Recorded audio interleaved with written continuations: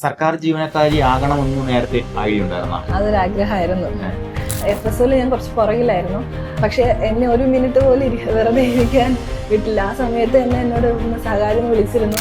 നമുക്ക് ക്ലിയർ ആയിട്ട് എങ്ങനെ പഠിക്കണം എന്നുള്ളതൊക്കെ സഹകാരി വന്നതിന് ശേഷമാണ് മനസ്സിലായത്. മെയിനായിട്ട് തിയറി മാത്രം പഠിച്ച് ക്വസ്റ്റ്യൻസ് അധികം ചെയ്യാതെ ആയിരുന്നു ഉണ്ടായിരുന്നത്. പക്ഷെ സഹകാരി വന്നതിന് ശേഷമാണ് കൂടുതലും എക്സാംസിന് ഇമ്പോർട്ടൻസ് കൊടുത്തത്.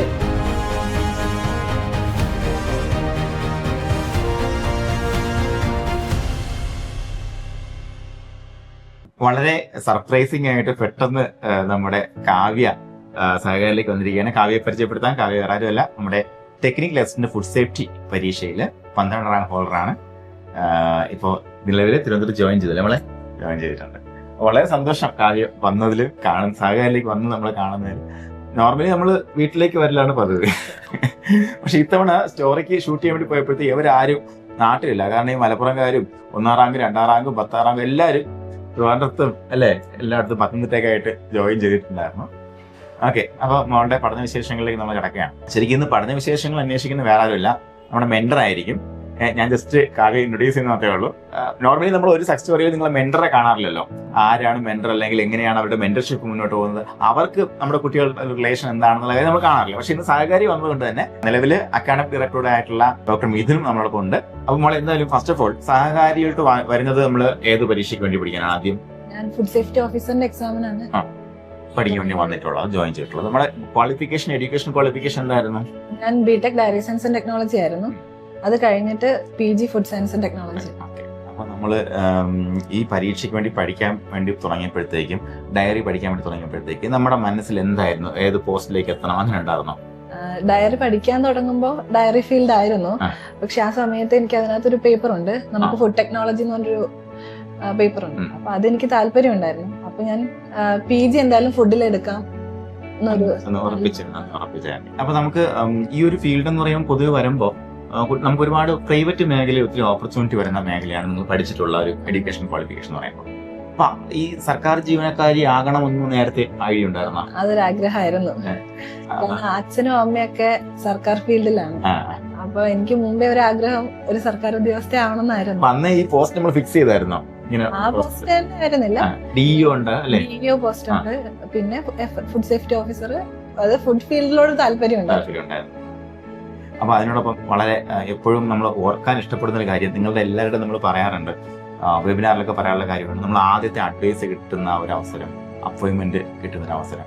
അപ്പൊ അതുകൊണ്ട് ചോദിച്ചുകൊണ്ട് ഞാൻ പഠന വിശേഷങ്ങൾ അന്വേഷിക്കാൻ വേണ്ടി നമ്മുടെ നിതിൻ സാറിനെ ക്ഷണിക്കുകയാണ്.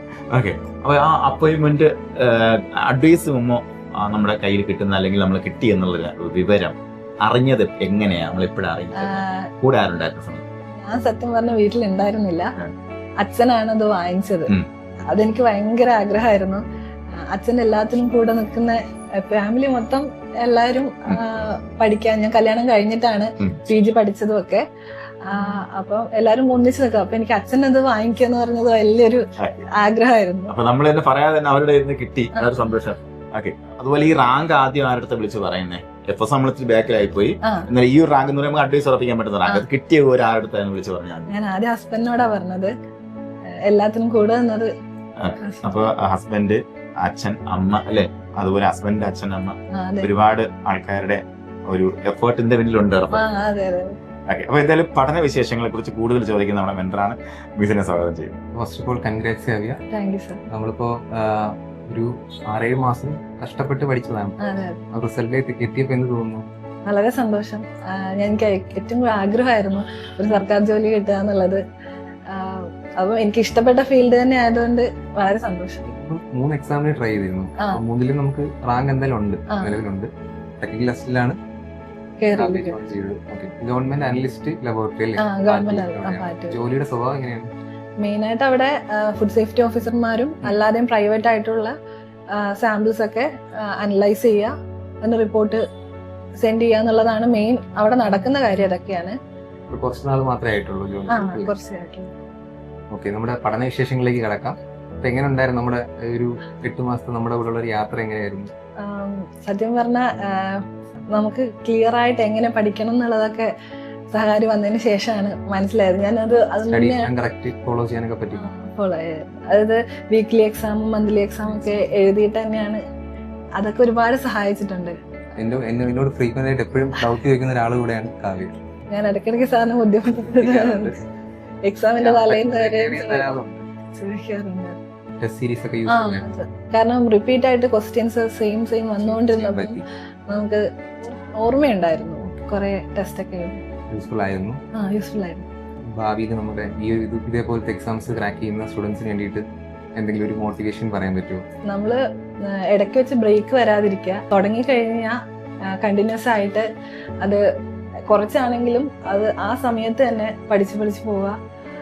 എക്സാംസ് ഞാൻ മുമ്പെയൊക്കെ മെയിനായിട്ട് തിയറി മാത്രം പഠിച്ച് ക്വസ്റ്റ്യൻസ് അധികം ചെയ്യാതെ ആയിരുന്നു ഉണ്ടായിരുന്നത്. പക്ഷെ സഹകാരി വന്നതിന് ശേഷമാണ് കൂടുതലും എക്സാംസിന് ഇമ്പോർട്ടൻസ് കൊടുത്തത്. കാരണം കുറെ ക്വസ്റ്റ്യൻസ് ചെയ്ത് കഴിഞ്ഞാൽ മാത്രമേ നമുക്ക് ഇങ്ങനെയുള്ള കോമ്പറ്റീറ്റീവ് എക്സാംസിലൊക്കെ നമുക്ക് വേണ്ടത് പ്രാക്ടീസ് കൂടുതലാണ് വേണ്ടത്. അതാണ് കൂടുതൽ എക്സാംസ് എഴുതി കൂടുതൽ ക്വസ്റ്റ്യൻ പരിചയപ്പെട്ട് കഴിഞ്ഞാൽ മാത്രമേ നമുക്ക് എക്സാമിന് അത് ഉപയോഗമുള്ളൂ എന്ന് എനിക്ക് പിന്നീട് കോമ്പറ്റീഷൻ കാണുമല്ലോ. എല്ലാ ആഴ്ചയും വീക്ക്ലി എക്സാമിന്റെ റിസൾട്ട് ഇടുമ്പോൾ ബാക്കിയുള്ളവരായിട്ട് പഠിക്കാനായിട്ടൊരു എനർജി കിട്ടും. അത് തന്നെ എനിക്ക് തോന്നുന്നു കാവ്യ ലാസ്റ്റ് എപ്പോഴും നല്ല റാങ്ക് ഉണ്ടായിരുന്നു, ടോപ്പിൽ നല്ല റാങ്ക് ഉണ്ടായിരുന്നു.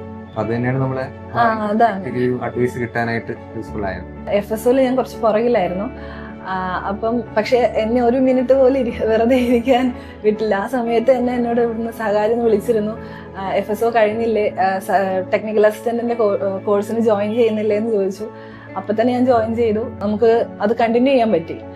ഒരു ബ്രേക്ക് വരാൻ സഹകാരി അനുവദിച്ചിട്ടില്ല സത്യം പറഞ്ഞു കഴിഞ്ഞാൽ. നമ്മളെ അഡ്വൈസ് കിട്ടുന്നവരെ പഠിക്കുക, ഒരു സ്ട്രാറ്റജി തന്നെയാണ് ഈ റിസൾട്ടിലേക്ക് എത്തിച്ചത്. അപ്പോൾ ഇതാണ് നമ്മുടെ ഒരു പഠന തന്ത്രം. എന്താണെന്ന് വെച്ച് കഴിഞ്ഞാൽ നമ്മളിപ്പം കൊടുക്കുന്ന കാര്യങ്ങൾ കൃത്യമായിട്ട് ഫോളോ ചെയ്യാം. ആ ഒരു ട്രെൻഡ് ഫോളോ ചെയ്ത ഒരാളാണ് കാവ്യക്ക് അതിനനുസരിച്ചുള്ള റിസൾട്ട് കിട്ടി. അപ്പം ഭാവിയിൽ ഏതൊരു മത്സര പരീക്ഷയ്ക്ക് തയ്യാറെടുക്കുന്ന ഉദ്യോഗാർത്ഥികളാണെങ്കിലും നിങ്ങൾ ഫോക്കസ് ചെയ്യുക. അതായത് നമ്മുടെ ആ ഒരു ടാർഗറ്റ്, നമ്മൾ അവസാനം ഒപ്പിടുന്നവരെ പഠിക്കുക. ഒപ്പിടുന്നവരെ സഹകാരി നിങ്ങളുടെ കൂടെ ഉണ്ടാകും.